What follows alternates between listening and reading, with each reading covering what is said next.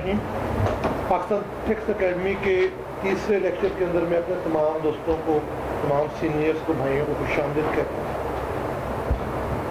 अपने प्रोग्राम का बाकायदा आगाज़, सेशन का बाकायदा आगाज़ हम तलावत कुरान पाक से मैं इल्तिमास करूँगा। औज़ु बिल्लाहि मिनश शैतानिर रजीम। बिस्मिल्लाहिर रहमानिर रहीम। वल्तकुम मिनकुम उम्मतुन यदऊना इलल खैर। तुम में से एक ऐसे ग्रोह का होना ज़रूर है जो खैर की तरफ बुलाए। वयअमुरूना बिल मारूफ, और नेक अमाल करने को कहे। वयनहौना अनिल मुनकर, और बुरे कामों से रोके। वउलाइका हुमुल मुफ्लिहून, यकीनन वो लोग जरूर फलाह पाएंगे। सदक़ल्लाहुल अज़ीम।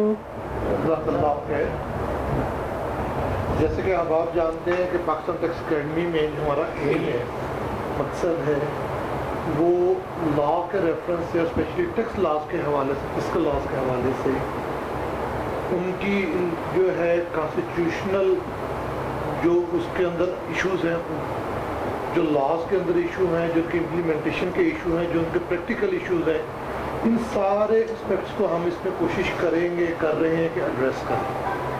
इस टाइम जो करंट सबसे टॉप हार्ड इशू जो है, या हार्ड टॉपिक जिसको अगर मैं कहूँ, वो है फिनांस एक्ट 2021। कल जब हम डिसाइड कर रहे थे कि इस सेशन में, आज के सेशन में आज कौन सा टॉपिक हम रखें, उस वक्त तक फिनांस एक्ट 2021 अभी तक अवेलेबल नहीं था। फिनांस बिल पे हमने सोचा, लेकिन फिनांस बिल भी साझा है कि चूँकि एक्ट असम्बली से पास हो गया, तो जो चेंजिंग आई उसके अंदर वो सारी अमेंडमेंट्स आई, तो बिल के ऊपर भी प्रोग्राम करना नहीं पड़ता था। इसलिए जो आज का हमने मौजू सेलेक्ट किया वो है power of legislation, classification and limitation. ये हमारा जर्नल जो हमारे टॉपिक्स हैं होंगे, उस पर काफ़ी लंबी तफसील है हमारे पास, जिनके ऊपर हम इंशाल्लाह लेक्चर्स कंडक्ट करेंगे कि सारे कवानीन कैसे बनते हैं, किस हद तक लेजिस्लेशन उसको बना सकती है, उस पर क्या पाबंदियाँ आयद हैं, और इसी के अंदर जो वायरस हैं, कैसे कल को आप किस कानून को किस एंगल से कोर्ट्स में चैलेंज करेंगे, कर सकते हैं, जिसके ऊपर होता है। तो ये सारे पहलू आएंगे। फिनांस एक्ट 2021 जो है, इसको इंशाल्लाह हम जिससे नेक्स्ट सेशन आएगा जुमेरात वाले दिन, क्योंकि साजर है कि अब आया है, अवेलेबल है, ये टेबल पे पड़ा हुआ है, लेकिन ये टाइम टेकिंग काम है कि थोड़ा सा इसको प्रॉपर स्टडी करना और इसके ऊपर प्रेजेंटेशन तैयार करना। तो इंशाल्लाह मेरे अल्लाह ने चाहा तो जो कमिंग थर्सडे होगा उस पर हम इस पर प्रॉपर इंशाल्लाह लेक्चर का एहतमाम करेंगे। आज के दिन का टॉपिक जो है हमारा power of legislation, classification and limitation. मैं इल्तिमास करूँगा अपने सीनियर, अपने उस्ताद पूरी टैक्स बार के हमारे उस्ताद सर मंशा सफेरा साहब, सर हम इस पर रामनाई करूँगा। बिस्मिल्लाहिर्रहमानिर्रहीम।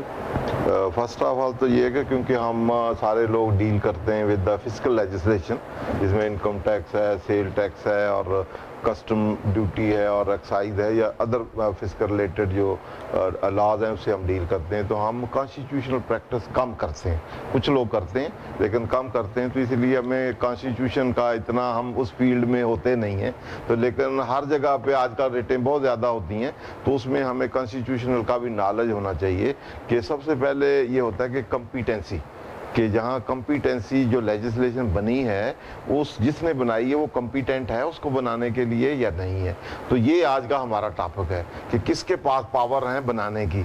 तो जब भी कोर्ट में कोई चीज़, इसको हम 4 हिस्सों में डिवाइड करेंगे कॉन्स्टिट्यूशन को, ताकि हमें कॉन्स्टिट्यूशन की अवेयरनेस हो कि किन एंगल पे हम अपना जो लॉ है हमारा, income tax, sale tax, federal excise, उसकी कॉन्स्टिट्यूशनलिटी हम कैसे टेस्ट कर सकते हैं कि कॉन्स्टिट्यूशनली ये वैलिड है, इनवैलिड है, कौन सा ही इसका सेक्शन, सब सेक्शन, क्लास या अदर का शेड्यूल, या कौन सा उससे मैच करता है, कौन सा मैच नहीं करता, कौन से टेस्ट हैं जिसको हम अप्लाई कर सकते हैं। तो सबसे पहला टेस्ट जो है पहले हम देख लेते हैं कि लेजिस्लेशन की किस्में क्या हैं, उसकी काइंड कौन कौन सी हो सकती हैं, ये हमें पता होना चाहिए। तो फिर हम देख लेंगे कि उसको कौन कौन बना सकता है या किसके पास पावर है इस कॉन्स्टिट्यूशन में बनाने के लिए।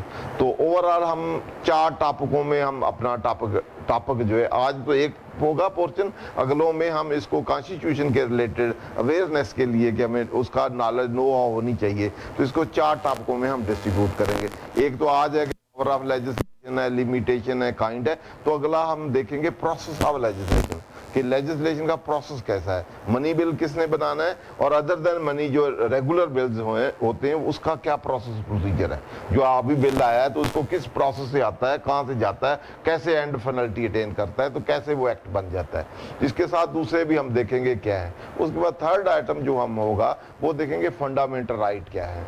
हमारे फंडामेंटल राइट भी एक टेस्ट है, किसी को बोले एक कंपिटेंसी टेस्ट, मैंने जैसे कहा कि कोई कंपिटेंट हो, लेजिस्लेशन है या नहीं है, एक फंडामेंटल राइट्स है, उससे कोई रिपग्नेंट होगी चीज या उससे इनकंसिस्टेंट जो लेजिस्लेशन होगी वो भी वाइड अब इशू होगी, तो उसको टेस्ट को भी लगा के उसको जो भी लेजिस्लेशन होगी उसकी वायरी चेक की जा सकती है। तो थर्ड टॉपिक हमारा वो होगा। और फोर्थ टॉपिक हमारा होगा कि कॉन्स्टिट्यूशनल वैलिडिटी को हम कहाँ चैलेंज कर सकते हैं। वो रिट के जो मैटर हैं, रिट वाले जो मैटर, हाई कोर्ट की पावर जो है 199 की या 184(3) की सुप्रीम कोर्ट की पावर है, वो डायरेक्ट कब हो सकती हैं, कब हम कॉन्स्टिट्यूशनल वैलिडिटी या अदरवाइज रिट फाइल कर सकते हैं। फिर रिट के रेफरेंस से हम आखिरी टॉपिक करेंगे। तो ये ओवरऑल एक सिनेरियो होगा जिसमें हमें नो हाउ हो जाएगी कॉन्स्टिट्यूशन की। तो कॉन्स्टिट्यूशन की उस क्या टेस्ट है, उसमें हम अपनी लेजिस्लेशन, इनकम टैक्स को या उनको देख सकेंगे। तो आज फर्स्ट ऑफ ऑल जो सबसे पहले है कि काइंड ऑफ लेजिस्लेशन क्या क्या हो सकती हैं, एक्ट जो है या एनेक्टमेंट जो है या ऑर्डिनेंस है या अदरवाइज लेजिस्लेशन या लॉ क्या क्या हो सकते हैं। सबसे पहले तो अगर हम देखें इसको डिफरेंट क्लासिफिकेशन हम कर सकते हैं। जैसे सबसे पहले डिवाइन लॉ है जो अल्लाह ताला ने कुरान पाक सुनाता है, वो भी ऐसे ही है। जैसे कॉन्स्टिट्यूशन होता है, कुरान पाक कॉन्स्टिट्यूशन है, और अहादीस जो है या दूसरी वो उसकी प्रोसीजरल लॉ है, जैसे यहाँ होते हैं वो भी उसी तरह ही है। वो हमारा कॉन्स्टिट्यूशन जो है ये इस्लामिक कॉन्स्टिट्यूशन है। हमारे कोई भी लॉ जो है अगर रिपग्नेंट टू डिवाइन लॉ जो हमारा कुरान पाक है सुना उससे रिपग्नेंट होंगे तो उनकी कोई वैल्यू नहीं। 227 आर्टिकल है इसमें इंजेक्शन ऑफ सलाम से। तो एक डिवाइन लॉ है, एक मैन मेड लॉ है। अब मैन मेड लॉ है वो उससे रिपग्नेंट नहीं हो सकते हमारे इस्लामिक में। बाकी उनके तो पार्लियामेंट सुप्रीम होती है, हमारा यहाँ कुरान पाक सुप्रीम है। अल्लाह के लॉ जो है वो सुप्रीम है, ये सबऑर्डिनेट है। ठीक है, इसलिए पहला क्लासिफिकेशन तो जनरल नॉलेज के लिए ये है। दूसरा जो क्लासिफिकेशन हम करते हैं वो ये है कि हमारी फेडरल लॉ और प्रोविंशियल लॉ और लोकल लॉज हैं। अगर हम देखें फेडरल लॉ जिसमें पार्लियामेंट बनाती है या फेडरल के ऑपरेशन में होते हैं, और प्रोविंशियल लॉ जो हमारे प्रोविंसेस हैं वो बना, सब वो लेटर हम डिस्कस करते हैं उसकी पावर्स क्या हैं, वो बनाते हैं। और लोकल लॉ जो है लोकल अथॉरिटी या डिस्ट्रिक्ट या वो वाले बनाते हैं। इस तरह हम कुछ इसी की क्लासिफिकेशन में एक परपेचुअल लॉ और टेम्पररी लॉ भी हम डिफाइन करते हैं। परपेचुअल लॉ जब लेजिस्लेटर लॉ बनाता है उसमें कोई टाइम लिमिट ना हो, कोई पर्पज ना हो, तो उस सिचुएशन में उसको हमको परपेचुअल कहते हैं। हम कहते हैं कि हमेशा चलेगा अनलेस इसको रिपील या इसको अदरवाइज अमेंड या अल्टर या खत्म ना किया जाए। तो या उसमें कोई टाइम लिमिट हो तो इस हद तक है, वो एक्सपायर हो जाएगा, तो वो परपेचुअल नहीं होगा। जिसमें टाइम लिमिट या पर्पज ना दिया हो, ऑनवर्ड चलता रहे हमेशा के लिए, अनलेस लेजिस्लेशन हमसे खत्म करना है, तो वो परपेचुअल। जब लेजिस्लेशन हुई है उस वक्त इंटेंशन ये है कि हमेशा चलेगा ये, तो उसको हम कहते हैं परपेचुअल। तो इसके अपोजिट है टेम्पररी लेजिस्लेशन जो स्पेसिफिक टाइम के लिए हो, तो उसको कोई पर्पज अचीव करना हो उसके लिए बना हो, या टाइम फ्रेम हो कि 2 साल बाद ये ऑटोमेटिकली एक्सपायर्ड हो जाएगा, तो उसको हम टेम्पररी लेजिस्लेशन करेंगे। इसी तरह लेजिस्लेशन जो है एक पेरेंट लेजिस्लेशन है, एक सबऑर्डिनेट लेजिस्लेशन है। पेरेंट लेजिस्लेशन में जैसे ये लॉ बने हुए हैं ये सारे पेरेंट लेजिस्लेशन, इसके सबऑर्डिनेट जो एफबीआर बनाता है, रूल्स जो हैं या एसआरओ हैं, वो सारे सबऑर्डिनेट लेजिस्लेशन। इसी तरह कॉन्स्टिट्यूशनल लेजिस्लेशन है और सब कॉन्स्टिट्यूशनल लेजिस्लेशन। कॉन्स्टिट्यूशन इटसेल्फ जो है, जो डिटरमिन करता है कि किसने लॉ बनाने हैं, कौन इसको इम्प्लीमेंट करेगा, कौन इंटरप्रेट करेगा, कौन रूल डाउन करेगा, कि उसमें आपस में पावर जो है उसकी सेपरेशन ऑफ पावर या पावर शेयरिंग कैसे होगी, तो वो कॉन्स्टिट्यूशन, सब कॉन्स्टिट्यूशन, सारे लॉ जितने हैं वो सब कॉन्स्टिट्यूशनल है। तो ये इसके अलावा भी कुछ लेजिस्लेशन है, जैसे लॉ को डिफाइन करें तो लॉ सिर्फ कोडिफाइड लॉ नहीं है, इसके अलावा जो जुडिशियल लेजिस्लेशन भी है। जैसे हाई कोर्ट इंटरप्रेट करता है, हाई कोर्ट के पास लॉ बनाने की पावर नहीं होती, लेकिन लॉ एक्सपाउंड करने की पावर होती। जब वो इंटरप्रेट करता है तो उसमें वो लॉ दे सकता है कि ये लॉ ले डाउन है, आइंदा के लिए इस तरह ये एप्लीकेबल होगा। पिछले दिनों ये मुस्तफा मैक्स में उन्होंने लॉ ले डाउन किया था, आर्टिकल 90, 92, 90 ऑनवर्ड उन्होंने इंटरप्रेट किया था कि फेडरल गवर्नमेंट क्या है, इसको इंटरप्रेट कर दिया।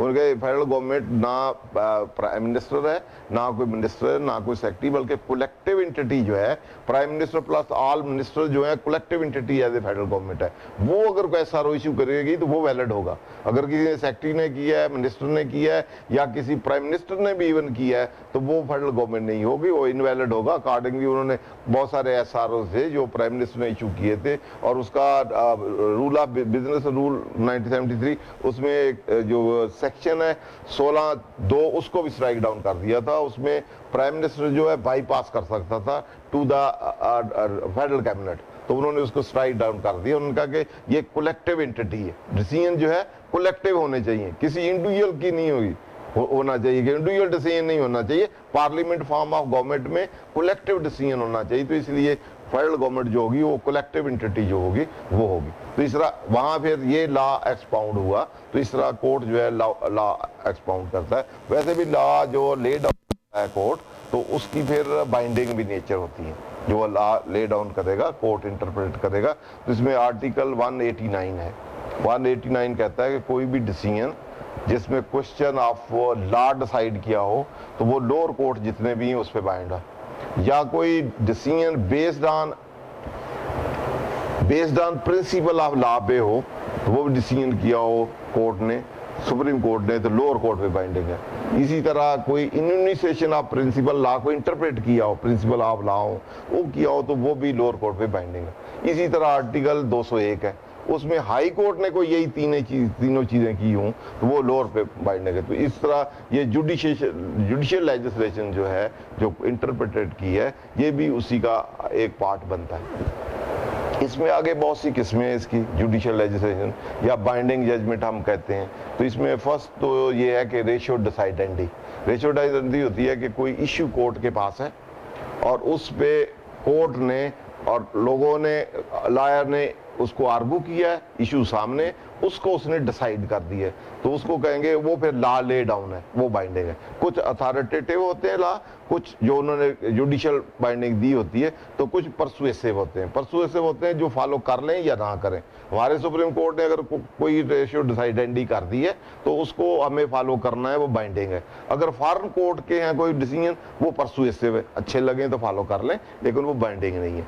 इसी तरह कुछ जजमेंट जो होती हैं वो उसको साइलेंसो डॉक्ट्रिन कहते हैं, कि इशू है और इशू डिस्कस करते करते डिसीजन कर दिया और किसी ने रेज किया, उसको फॉलो नहीं किया, उस पर कोर्ट साइलेंस रह गया, तो उस सिचुएशन में वो अगर उसको सुना जाता हो सकता है डिसीजन और होता, तो उसको फिर इस डॉक्ट्राइन में वो फिर बाइंडिंग नहीं होते। एक जजमेंट पर इंक्यूरियम होती है कि आपने इग्नोरेंस ऑफ द लॉ आपने कोई जजमेंट दे दी है, तो उसको आप दोबारा दे सकते हैं कि ये बाइंडिंग नहीं है, क्योंकि इसमें एक्चुअल लॉ ये था, ये इग्नोरिंग दैट लॉ आपने ये कर दिया। तो इस तरह डिफरेंट जो लेजिस्लेशन है, जो जुडिशियल लेजिस्लेशन के ये डिफरेंट है, इसके एस्पेक्ट या प्रिंसिपल जिसको फॉलो करना था। ये बेसिक है कि काइंड क्लासिफिकेशन है। अब हम देख लेते हैं कि कौन लेजिस्लेशन बना सकता है। तो इसके लिए आर्टिकल कॉन्स्टिट्यूशन के 141 है, 142 है, 143 है और 144 है। ये चार आर्टिकल तो distribution of power of legislation है या बाइफर्केशन ऑफ लॉ लेजिस्लेशन, ये पेरेंट लेजिस्लेशन की। इसी तरह एग्जेक्टिव लेजिस्लेशन और पार्लियामेंट लेजिस्लेशन है। तो एग्जेक्टिव के लिए प्रेसिडेंट जो है वो भी टेम्पररी, मैंने अभी कहा था कि टेम्पररी लेजिस्लेशन जो है, ये जो पहले मैंने कही है पावर, ये परपेचुअल लॉ की बनाने की है और ये फेडरल और प्रोविंशियल लॉ बनाने की है। अब जो मैं बात कर रहा हूँ ये टेम्पररी लॉ है। जैसे ऑर्डिनेंस आता है, अक्सर ही हमारे ऑर्डिनेंस आ जाता है 3 माह पहले, तो ऑर्डिनेंस जो है 89 में प्रेसिडेंट के पास पावर है, वो टेम्पररी लेजिस्लेशन है। वो लॉ आता है 120 दिन के लिए। इसी तरह आर्टिकल 128 है, उसमें हर गवर्नर जो है हर प्रोविंस का वो एक ऑर्डिनेंस इशू कर सकता है, तो उसकी 90 डेज की उसकी होती है और फर्दर भी एक्सटेंड कर सकता है, विथड्रॉ भी कर सकता है। उसमें 128 जो है आर्टिकल, उसके तहत उसको मैं पावर है, उसके मुताबिक कर सकता है। वो समझे एक एग्जेक्टिव लेजिस्लेशन भी हम उसको कह सकते हैं और उसको हम टेम्पररी लेजिस्लेशन कहते हैं। ये वाली जो लेजिस्लेशन होगी ये परपेचुअल हो सकेगी अनलेस उन्होंने कोई डेट या पर्पस उसमें स्पेसिफाई ना किया हो। तो ऑर्डिनेंस भी उसकी लाइफ उतनी होती है 120 या 90 डे रिस्पेक्टिवली, और विद इन दैट वो अगर असेंबली ना इन सेशन में हो फिर वो आ सकता है, उसकी टर्म एंड कंडीशन वहां होती है और उस पीरियड के अंदर तो उन्होंने जब भी असेंबली का इजलास होगा उसमें पेश करना है। वो पेश करेंगे तो जब अदरवाइज बिल पेश करें उसी तरह उसको बिल ही समझा जाता है, फिर ऑनवर्ड वो फिर लॉ बन जाता है। पहले ऑर्डिनेंस होता है, फिर ऑर्डिनेंस से खत्म होके फिर वो लॉ कानून बन जाता है। तो वो टेम्पररी लेजिस्लेशन है। ये वाले जो इसके पास प्रेसिडेंट के पास पावर है या गवर्नर जितने भी प्रोविंसेस हैं उसके पास है। तो 141 जो है वो extent of federal and provincial legislation है कि जो पार्लियामेंट है या मजलिस शूरा है उसके पास पावर है कि पूरे पाकिस्तान या एनी पार्ट ऑफ पाकिस्तान का कोई भी उसके रिलेटेड, ये territorial power of legislation, territory के मुताबिक कि पाकिस्तान की जो टेरिटरी है इसमें कहाँ तक पावर पार्लियामेंट या उसकी है और कहाँ फेडरल पार्लियामेंट जो लॉ बनाएगी वो फेडरल लॉ होंगे, जो प्रोविंशियल असेंबली बनाएगी वो प्रोविंशियल लॉ होंगे। तो अब जो फेडरल लॉ है वो पार्लियामेंट या मजलिस शूरा, पार्लियामेंट किसको कहते हैं, उसमें नेशनल असेंबली है, सेनेट है और प्रेसिडेंट, तीनों किसी को साइन करेंगे तो वो पार्लियामेंट बनेगी। तो पार्लियामेंट या मजलिस शूरा वो करेगी, तो जो नेशनल असेंबली करेगी वो आपका प्रोविंशियल लॉ बनेगा। तो पाकिस्तान सारे का या any part of the Pakistan जो पाकिस्तान की डेफिनेशन में आएगा उसके जो भी लॉ होंगे वो उसकी टेरिटोरियल जुरिडिक्शन जो है वो उसके पास है, पार्लियामेंट के पास, या एक्स्ट्रा टेरिटोरियल जुरिडिक्शन जो है जो पाकिस्तान के अदरवाइज हैं, जैसे पाटा शाटा या दूसरे कोई इलाके हैं जो प्रोविंस में फाल नहीं करते, तो और पाकिस्तान से या लेटरान ऑक्युपाई पाकिस्तान करता है या उसमें आते हैं, तो एक्स्ट्रा टेरिटोरियल जो भी टेरिटरी होगी उसके लॉ जो होंगे वो भी पार्लियामेंट के पास होगी, वो प्रोविंस के पास नहीं होगी। और प्रोविंस की जुरिडिक्शन जो होगी, जो लॉ बनाएगा फॉर द पर्पस टेरिटोरियल, जो with in the province territory जो आएंगे उसको उसके लॉ बनाएंगे। इस तरह सब्जेक्ट मैटर लेजिस्लेशन है कि किन सब्जेक्ट पे लॉ कौन बना सकता है, और इसके लिए आर्टिकल 142 है कि कौन से, पहले तो टेरिटरी के पॉइंट ऑफ व्यू से देख लिया कि सारे पाकिस्तान या पार्ट ऑफ पाकिस्तान का बनाएगा लॉ, फेडरल लॉ होंगे और वो बनाएगी पार्लियामेंट या मजलिस शूरा, और जो टेरिटरी ऑफ प्रोविंस होगी उसका बनाएगी, और प्रोविंस बनाएंगे उसमें नेशनल असेंबली बनाएगी, तो उस टेरिटरी के लिए लॉ होंगे। अब देख लेते हैं हम सब्जेक्ट मैटर कि किन सब्जेक्ट मैटर पे लॉ बना सकती है पार्लियामेंट और किन सब्जेक्ट मैटर पे लॉ बना सकती है प्रोविंशियल या प्रोविंसेस किन की हैं, या आपस में और कोई जो कंकरेंट दोनों की पावर में कौन से फॉल करते हैं। तो पहले बेसिकली पहले लिस्ट होती थी, एक लिस्ट होती थी फेडरल लिस्ट, एक होती थी कंकरेंट लिस्ट। तो जो फेडरल लिस्ट में एटम डिस्क्राइब्ड हैं उनके रिलेशन से जो भी लॉ होता था वो पार्लियामेंट बनाती थी, वो पार्लियामेंट की जुरिडिक्शन थी। जो कंकरेंट थी, जैसे वर्ड से ही जाहिर है, वो दोनों की पावर थी, उन आइटम में दोनों लॉ बना सकते थे, पार्लियामेंट भी बना सकती थी और प्रोविंस भी बना सकती, और जो दोनों चीजों में आइटम नहीं होते थे वो प्रोविंस की पावर थी। उसके रिलेशन से कोई भी पावर अगर लेजिस्लेशन बनानी है तो वो प्रोविंस जो है वो लॉ बना सकते थे। तो इनमें 3 चीजें थी, फेडरल लेजिस्लेटिव लिस्ट, ये सेक्शन 7 आर्टिकल 70 सब सेक्शन उसका 4 है, उसके तहत वो जो शेड्यूल है, 4th शेड्यूल है कॉन्स्टिट्यूशन का, उसमें आइटम लिखे हुए, उसमें पहले लिखा हुआ फेडरल लेजिस्लेटिव लिस्ट। तो फेडरल लेजिस्लेटिव के 2 पार्ट हैं, पार्ट 1 और पार्ट 2। तो पार्ट 1 और पार्ट 2 जो है उसके रिलेशन से उनमें एटम डिस्क्राइब है कि ये एटम है, और उन एटम के रिलेशन से, या उनको इंट्रीज कहते हैं, उनके रिलेशन से कोई लॉ बनाना है तो वो किसकी पावर है? वो पार्लियामेंट की पावर है, और वो फेडरल लॉ होगा, वो सारे पाकिस्तान पे एप्लीकेबल होगा। और उनमें कोई चीज़ें जो एक कंकरेंट लिस्ट होती थी, कंकरेंट में जो आइटम लिस्ट डाउन किए हुए हैं या एंट्री जो उसमें थी, तो उसके वहाँ से उस रिलेशन से कोई लॉ बनना था, तो वो लॉ बनाना था दोनों के पास पावर थी। प्रोविंस भी बना सकते थे उसके रिलेशन से, और जो पार्लियामेंट है फेडरल भी लॉ बन सकता था, प्रोविंशियल लॉ भी बन सकता। लेकिन अब 18 अमेंडमेंट के बाद कंकरेंट लिस्ट खत्म हो गई। अब करंट लिस्ट नहीं है, फेडरल लिस्ट है, उसके दो पार्ट हैं, पार्ट 1 और पार्ट 2, और उसी के फेडरल लिस्ट जो है उसी का पार्ट जो 1 है उसके अंदर एंट्री नंबर 43, 44, 47, 49 वो हमारी है, हमारे फिस्कल लेजिस्लेशन की। तो वहाँ 43 जो है वो कस्टम ड्यूटी के रिलेशन से, कि कस्टम ड्यूटी के रिलेशन से जो भी लॉ बनेंगे वो 43 एंट्री में फेडरल जो है, फेडरल अथॉरिटी जो पार्लियामेंट है उसके पास पावर है, तो सारे हमारे लॉ जो बनते हैं कस्टम के रिलेशन, कस्टम ड्यूटी वो उसके तहत बनते हैं। 44 है एक्साइज ड्यूटी, एक्साइज लॉ जितने भी बनते हैं वो पार्लियामेंट उस एंट्री के तहत बनाते हैं। 47 जो है वो इनकम टैक्स की है, अदर देन एग्रीकल्चर, वो तो एग्रीकल्चर निकाला हुआ है तो एग्रीकल्चर प्रोविंस का बन गया। इस तरह 49 है वो sale tax on goods services उसमें निकाला हुआ है तो वो प्रोविंस का बन गया। इस तरह उसमें एक एंट्री है 52 एंट्री जो है, ये सारी एंट्री जो टैक्स की है इनको म्यूचुअली इंक्लूसिव बनाती है। कोई लॉ किसी एंट्री में बनाया जा सकता है ये फिस्कल में, और ऑल लॉ एक एंट्री में हो सकते हैं, और एक लॉ किसी भी एंट्री में हो सकता है, क्योंकि वो 52 एंट्री ये है, वो ये कहती है कि कोई लॉ जो डीमे के तहत अगर किसी एंट्री में इन ल्यू ऑफ दैट एंट्री वो आप प्रोडक्शन कैपेसिटी पे या प्लांट कैपेसिटी पे या जो डीमिंग प्रोविजन के तहत लॉ बनते हैं उसमें बनाया जा सकता है कि इन ल्यू ऑफ एंट्री नंबर 43, 44, 47, 49 उनकी बजाय लेजिस्लेटर को पावर इसमें दी गई है कि इन ल्यू ऑफ दैट आप कैपेसिटी बेस पे लगा दें, अदरवाइज इनकम पे टैक्स लगना है।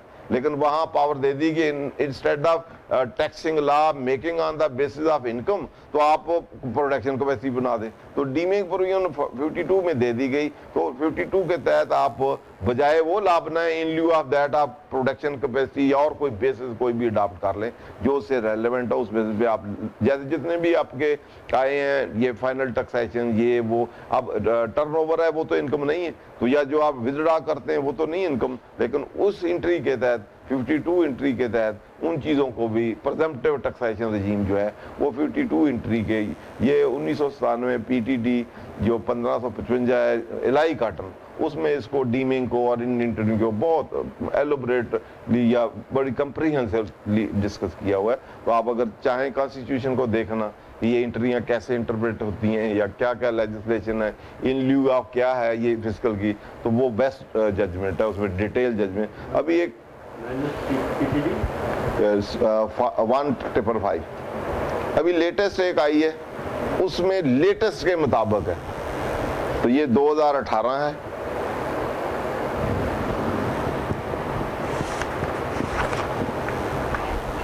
SCMR 802 है, सुई नॉर्थर्न कंपनी है।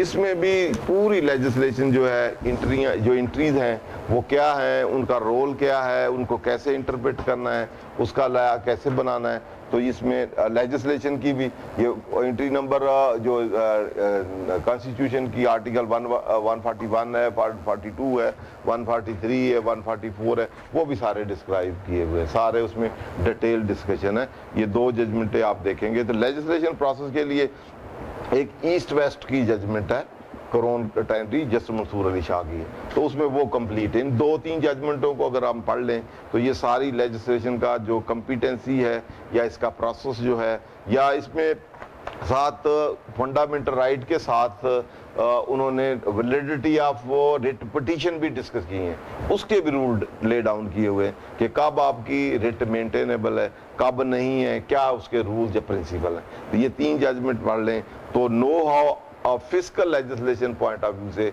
आपको उसकी अवेयरनेस हो जाएगी। तो अब दूसरा था हमारा के सब्जेक्ट मैटर में जितने जो फेडरल लेजिस्लेटर में जो भी आइटम डिस्क्राइब हैं पार्ट 1 और 2 में 18 अमेंडमेंट के बाद, उसके रिलेशन कोई भी लॉ बनाना है तो वो पार्लियामेंट या उसका फंक्शन है। और उसके अलावा कुछ लॉ हैं जो कंकरेंट में हैं, अब वो 142 की सब उसकी क्लास जो है वो 2 है, उसमें कोई क्रिमिनल लॉ बनाना है या क्रिमिनल प्रोसीजर है या एविडेंस है, सिर्फ इस पे दोनों को पावर है। इसमें पार्लियामेंट को भी पावर है और प्रोविंस को भी पावर है। इसके अलावा बाकी कोई सेक्टर या कोई एंट्री नहीं है जिसपे कंकरेंट पावर हो। अब पुराने में तो कंकरेंट लिस्ट बहुत लंबी चौड़ी थी, लेकिन अब नई 18 अमेंडमेंट के बाद सिर्फ क्रिमिनल लॉ, क्रिमिनल प्रोसीजर और एविडेंस पे कंकरेंट पावर है। इसमें पार्लियामेंट भी अपने पूरे मुल्क के लिए लॉ बना सकती है और प्रोविंस भी अपने उस टेरिटरी के मुताबिक इस सब्जेक्ट मैटर पे दोनों को कंकरेंट पावर ऑफ लेजिस्लेशन है। इसके अलावा अलग-अलग पावर है, जैसे लेजिस्लेटिव लिस्ट जो है फेडरल, उसमें पार्लियामेंट की पावर है, उसके अलावा जितने भी आइटम है उसमें प्रोविंस की पावर है। अब जो item entry federal legislative list में नहीं है उन एंट्री में प्रोविंस की पावर है, उसमें प्रोविंस या उसमें से जो एक्सक्लूडेड है उस पे पावर जो है वो प्रोविंस की पावर है। इसके अलावा थर्ड आइटम जो है एक्स्ट्रा टेरिटोरियल, वो एक्स्ट्रा टेरिटोरियल के लिए वो पावर भी पार्लियामेंट के पास पावर है। वो पावर जो है वो ऐसा एरिया, ऐसी टेरिटरी, उससे रिलेशन कोई होगा तो उसके रिलेशन से प्रोविंस को कोई पावर नहीं है कि उसके रिलेशन से वो लाभ बनाए। उसके रिलेशन वो होली सोली जो है कंप्लीटली एक्सक्लूसिव वो पार्लियामेंट की पावर है। क्लियर, ये है। इसके अलावा नेक्स्ट जो है वो 143 एंट्री है। ये 153 जो है 43 जो एंट्री है ये इनकंसिस्टेंसी की है। अगर कोई लॉ बनाया है, पार्लियामेंट ने भी बनाया है और प्रोविंस में ने भी लॉ बनाया है, तो जहाँ कहीं प्रोविंशियल लॉ जो बना हुआ है किसी सब्जेक्ट मैटर पे, तो वो अगर उनमें इनकंसिस्टेंसी आ जाती है तो फिर वो जो कौन सा बेसिक क्वेश्चन ये है कि रिपग्नेंसी आपस में या इनकंसिस्टेंसी आती है तो कौन सा लॉ प्रीवेल करेगा। तो 143 एंट्री में इसको रिजॉल्व किया हुआ है। इसमें इसकी रेजोल्यूशन ये है कि जो प्रोविंशियल लॉ होगा वो जो लॉ होगा टू द एक्सटेंट इनकंसिस्टेंट या प्रेगनेंसी वो डाउन होगा और दूसरा प्रीवेल करेगा। बेशक प्रोविंशियल लॉ पहले बना हो या बाद में बना हो। जनरल रूल तो ये होता है कि जो लेटर लॉ होता है वो प्रीवेल करता है, या जो स्पेशल लॉ होता है वो over the general law prevail करता है। यहाँ कॉन्स्टिट्यूशनल लेजिस्लेशन में, प्रोविंशियल लॉ में और जो फेडरल लॉ है उसमें जो फेडरल लॉ होगा, जो पार्लियामेंट ने लॉ बनाया होगा, वो प्रीवेल करेगा ओवर द प्रोविंशियल लॉ। और टू दैट एक्सटेंट जो वो कंसीडर होगा प्रोविंशियल लॉ, वो टू दैट एक्सटेंट वो इनकंसिस्टेंट और वाइड कंसीडर होगा। तो इसलिए इसकी रेजोल्यूशन ये होगी। तो 144 एंट्री नंबर है, उसमें कोई प्रोविंस चाहे, वह तो प्रोविंस की अपनी पावर है कि अपनी टेरिटरी के अपने लॉ बनाए और अपनी टेरिटरी के साथ साथ वो जो सब्जेक्ट मैटर हमने दिए हैं जो फेडरल के नहीं है उसके वो लॉ बना सकता है। या हमने कहा कि क्रिमिनल लॉ या क्रिमिनल प्रोसीजर या एविडेंस के लॉ जो है प्रोविंस बना सकता है। अगर वो चाहे कि उसने खुद नहीं बनाने, वो रेजोल्यूशन असेंबली पास कर दे और वही लॉ वो चाहे तो बनवा सकता है पार्लियामेंट से। तो वो पार्लियामेंट भी on the request with the consent of provinces, parliament भी for the purpose of province वो लॉ बना सकती है। जब वो लॉ बना देगी उसके बाद उन लॉ को प्रोविंशियल असेंबली या प्रोविंस है वो अमेंड भी कर सकता है, रिपील भी कर सकता है। बनाए उसकी लॉ मेकिंग पार्लियामेंट ही करेगी, लेकिन सब्सिक्वेंटली वो खुद भी, ये नहीं कि उसने बनाया तो बाद प्रोविंस उसको अमेंड नहीं कर सकता कि अमेंडमेंट भी उसने करनी, लेकिन वो कर सकता है। ये 4 एंट्री बहुत इंपॉर्टेंट है। अब उसके बाद हम देख लेते हैं कि जो एंट्रीज हैं फेडरल लेजिस्लेटिव की वो क्या चीज़ है। पावर ये है, वो फील्ड है। बेसिकली जो एंट्रीज हैं वो पावर नहीं है, वो फील्ड ऑफ लेजिस्लेशन है कि ये फील्ड है जिनके रिलेशन से एक पार्लियामेंट जो है वो जो मजलिस है वो लॉ बना सकती है। तो वो उसकी जब इंटरप्रेट करते हैं तो उसको एज ए पावर नहीं है, पावर वहां से ड्राइव नहीं होती। पावर आर्टिकल 141 और 42 से और इनकंसिस्टेंसी की रेजोल्यूशन जो है 143 से और 144 से कंसेंट लेजिस्लेशन है वो। और बाकी लेजिस्लेशन हमने डिस्कस की। 89 में ऑर्डिनेंस है वो बनेगा, वो वैसे एग्जेक्टिव लेजिस्लेशन क्योंकि प्रेसिडेंट बनाएगा और गवर्नर जो है 128 बनाएगा। इसी तरह एक आर्टिकल है 97 extent of authority of federal government. तो फेडरल गवर्नमेंट को भी अथॉरिटी है कि वो जितने फेडरल लेजिस्लेशन में जो इंट्रीज हैं इसके मुताबिक टू दैट एक्सटेंट वो लॉ बना सकती है। जब सब ऑर्डिनेट लेजिस्लेशन करनी है तो जब प्रोसेस ऑफ लेजिस्लेशन करनी है, रूल ऑफ बिजनेस के तहत प्रपोजल कहाँ से जनरेट होनी है और फिर कहाँ कहाँ अप्रूव होनी है, फिर पार्लियामेंट में आनी है, तो वो फेडरल गवर्नमेंट जो है extent of federal government authority जो है उसमें। इसी तरह 137 में प्रोविंस की authority, extent of province authority, जो प्रोविंशियल मैटर्स हैं उसके रिलेशन से प्रोविंशियल गवर्नमेंट जो है या प्रोविंसेस ने उसके मुताबिक प्रोविंशियल गवर्नमेंट है उसके मुताबिक लेजिस्लेशन की प्रपोजल ये वो जो पेश करनी है बिफोर द असेंबली।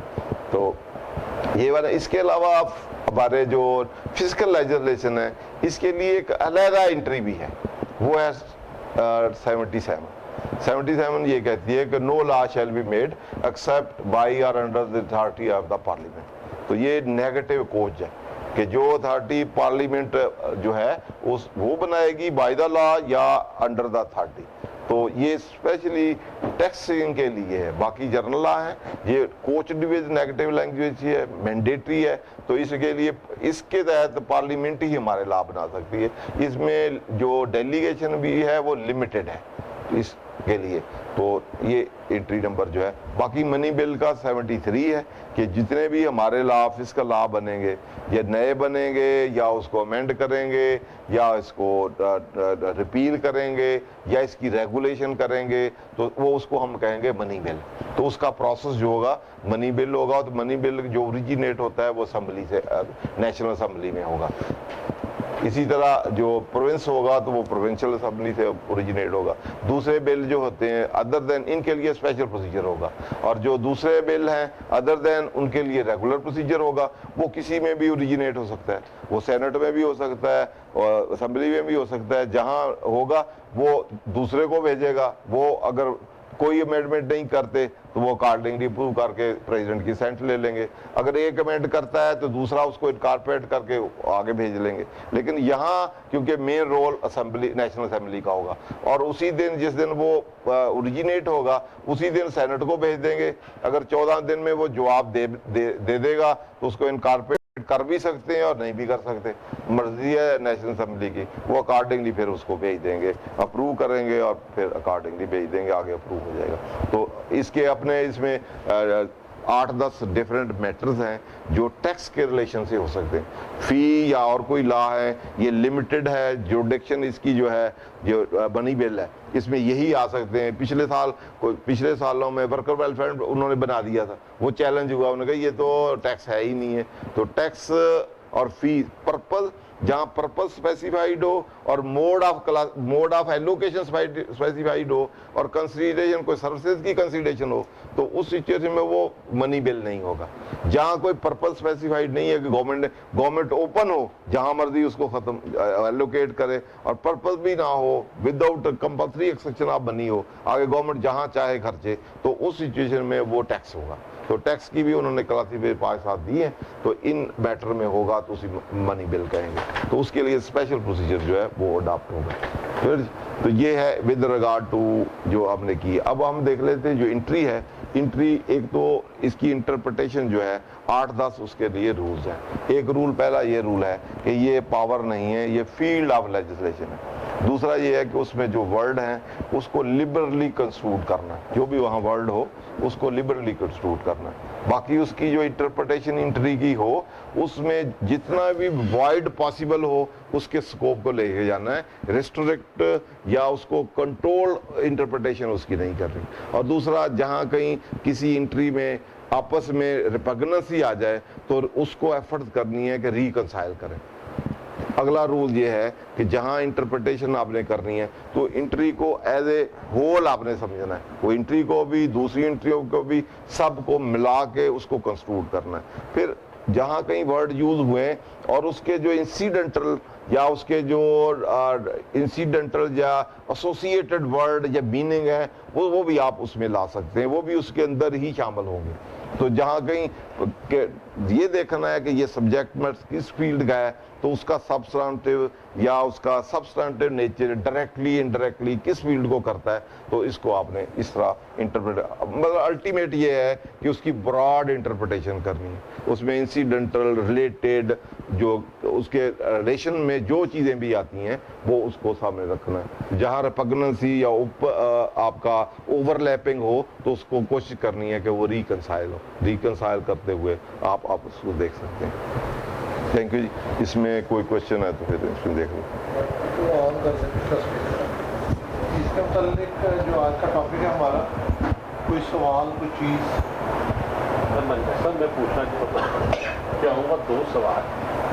जो टेम्परेरी लेजिस्लेशन के बारे में आपने बात की, ये सिर्फ लेटेस्ट जो अमेंडमेंट आई थी लॉ से आके किस करके CPC में कोऑर्डिनेट गवर्नर ने दिया पंजाब के अंदर, तो उसको चैलेंज कर दिया पंजाब बार काउंसिल कि वो लॉ ठीक नहीं, वो फलाने का हमारी रोजी पे टाका डल गया है, उसमें बहुत सारी कॉपीज लगाने हैं, कोई राइट ऑफ अपील उसमें कम कर दिए हैं। तो हाई कोर्ट ने उसको नॉन एंड वाइड डिक्लेयर कर दी। तो मैंने तो जब उसे पढ़ा तब उस CPC के अमेंडमेंट्स मुझे तो बड़ा परफेक्ट लगा, सिवाय 1-2 सेक्शन जिसमें राइट ऑफ अपील जो उसका लिमिटेड किया था। तो आप इस पर कुछ रोशनी डालेंगे कि ये हाई कोर्ट को क्या इतनी खुली इख्तियार है कि पूरे लॉ को या पूरी टेम्परेरी लेजिस्लेचर को उठा के नल एंड वाइड है, जो उसके किसी स्पेसिफिक सेक्शन को करना जो वो फंडामेंटल राइट्स के अगेंस्ट उसको करना होता है? पहले बात तो ये है कि ये मैटर जो टेम्परेरी लेजिस्लेशन का नहीं है, ठीक है। टेम्परेरी सुन कोई बात नहीं। परपेचुअल लेजिस्लेशन वो होती है जो कि एक दफ़ा लेजिस्लेशन बन गई है, उसमें कोई टाइम लिमिट या पर्पज़ नहीं बताया हुआ कि ये 6 माह के लिए या ये पर्पज़ अचीव होगा तो ऑटोमेटिकली वो एक्सपायर्ड हो ही जाएगी। ये वो नहीं है, ये एक आम लॉ है। तो लॉ को टेस्ट करने के लिए कि वैलिड है या इनवैलिड है, कॉन्स्टिट्यूशनल वैलिडिटी उसकी चेक की जाती है। कॉन्स्टिट्यूशनल वैलिडिटी के लिए हमारा टॉपिक तो आगे है, लेकिन मैं इसमें थोड़ी सी रोशनी डाल देता हूँ। ये जो मैंने अभी 2018 SCMR 802 दी है, इसमें 3 पैरामीटर दिए गए हैं वैलिडिटी। वैसे तो बहुत से पैरामीटर इसी में है, आपको मिल सकते हैं कि आप कब किसी की वैलिडिटी चैलेंज कर सकते हैं। पहला तो बेसिक रूल ये है कॉम्पिटेंसी, जो अभी हमने डिस्कस की है कि ये जिसने बनाई है, जिसने ये लॉ बनाया है, क्या वो कॉम्पिटेंट है। जैसे पार्लियामेंट की पावर हो तो प्रोविंशियल बना दे, तो उसकी पावर नहीं है, या पार्लियामेंट के ने नहीं बनाया, किसी और ने बना दिया, तो उसमें कॉम्पिटेंसी बनाने वाले की और सब्जेक्ट मैटर। दूसरा आप ये देख सकते हैं वो सब्जेक्ट मैटर प्रोविंस का है या वो फेडरेशन का है। सब्जेक्ट मैटर वो प्रोविंसेस का, सेल टैक्स ऑन सर्विसेज वो सब्जेक्ट मैटर है प्रोविंस का, पार्लियामेंट उस पर बना दे, तो उस सिचुएशन में वो कॉम्पिटेंसी टेस्ट पहले होता है कि आया लॉ ये कॉम्पिटेंट लोगों ने बनाया है, जिसको हम विदाउट जुडिक्शन भी कहते हैं। अगर कॉम्पिटेंसी नहीं है तो लॉ कोर्ट स्ट्राइक डाउन कर सकता है, उसको फुल पावर है, सारे को ही स्ट्राइक डाउन कर दे, ठीक है, पहली बात। दूसरी बात ये है कि फंडामेंटल राइट जो है वो उसकी खिलाफ वर्जी अगर है तो वो फंडामेंटल राइट वैसे तो है नहीं, क्योंकि सारे ही सब्जेक्ट टू सर्टन कंडीशंस हैं। तो फंडामेंटल राइट तो बेसिक बोलते हैं जो अनकंडीशनल हो, तो उसमें कोर्ट को वो भी पावर है कि वो कोर्ट देख सके कि कौन से जो लॉ बना है वो किस किस को फंडामेंटल राइट को, जैसे स्ट्राइक किसको अफेक्ट करता है। राइट ऑफ लाइफ है, लाइफ ऑफ दूसरा है आपकी सिक्योरिटी है, आपकी रिप्यूट है, इसकी तरह आपका इंडिपेंडेंट या आपकी बिजनेस फ्रीडम ऑफ बिजनेस है, प्रॉपर्टी राइट है, डिस्क्रिमिनेटरी है, इस तरह के बहुत से इसके स्ट्राइक डाउन कर लेके ये फंडामेंटल है कन्फिस्केटरी लॉ हो।